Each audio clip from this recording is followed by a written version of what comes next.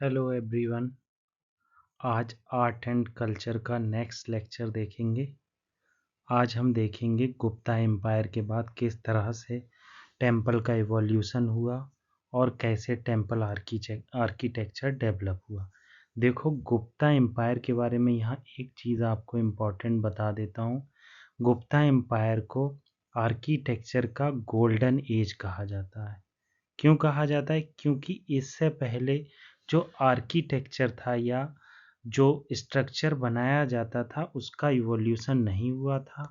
उस समय simple flat roof श्रीन होते थे। मतलब इससे पहले क्या था, शिखारा की फॉर्म नहीं थी। आप देखेंगे टेम्पल के ऊपर जहाँ मेन श्रीन होती है, उस मेन श्रीन के ऊपर क्या होता है, एक शिखर डेवलप होता है जिसे इंग्लिश में शिखारा पढ़ते हैं। तो इस तरह के डेवलपमेंट को क्या कहते हैं हम? टेम्पल आर्किटेक्चर का एक इम्पॉर्टेंट फीचर कहते हैं। ठीक है। अदर इम्पॉर्टेंट चीज़ जैसे एग्जाम्पल यहाँ बताया गया, 10 अवतार टेम्पल देवगढ़ यूपी में है, जो गुप्ता एम्पायर का one of the important survival temple architecture है। ये नॉर्थ इंडियन स्टाइल में बना हुआ है। इसे नगारा आर्किटेक्चर कहते हैं। नगारा आर्किटेक्चर और द्रविडियन आर्किटेक्चर में हमने डिफरेंस देखा भी है और आगे भी देखेंगे। ठीक है। फर्स्ट स्टोन और ब्रिक टेम्पल यहीं से डेवलप हुई। इससे पहले वुडन बेस्ड टेम्पल स्ट्रक्चर देखने को हमें मिलते थे।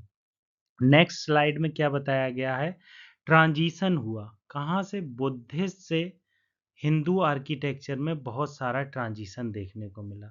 जैसे कि हुआ बुद्धिस्ट जो थे समुद्रगुप्त के टाइम पर आपको देखेंगे अर्ली गुप्ता में बुद्धिस्ट थे। देन उसके बाद हिंदू आर्किटेक्चर का डेवलपमेंट मिला। ब्राह्मणिकल टेम्पल कंस्ट्रक्शन बहुत ज़्यादा बढ़ने लगे और जैन आर्ट आर्थो फ्लरिश। मतलब सर्वाइवल था बुद्धिस्ट और जैन का, इतना ज़्यादा कुछ नहीं था। Religious tolerance and cultural synthesis देखने को मिला।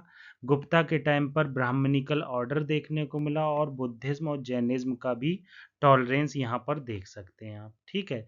एग्जाम्पल जैसे बुद्धिस्ट आर्ट डेवलप हुई अजंता केव्स में, जैन आर्ट डेवलप हुई या इमेजेस डेवलप हुई उदयगिरी में। ठीक है। तो इस तरह की चीज़ें मिलती हैं। Peak of sculpture and iconography, Gupta created idealised human form. मतलब गुप्ता ने क्या किया, ह्यूमन फॉर्म को आइडियलाइज किया। मतलब जैसे काम फेसेस दिखाए गए, सिमेट्री दिखाई गई मैन वीमेन में, और स्पिरिचुअलिटी को बहुत ज़्यादा प्रमोट किया। जैसे एग्जांपल आप देख लो, सीटेड बुद्धा एट सारनाथ। अब ये Gupta famous for Gupta smile and spiritual realism. ठीक है।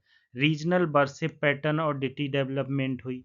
तो इस तरह से क्या हुआ, गुप्ता के टाइम पर ट्रांजिशन देखने को मिलेगा।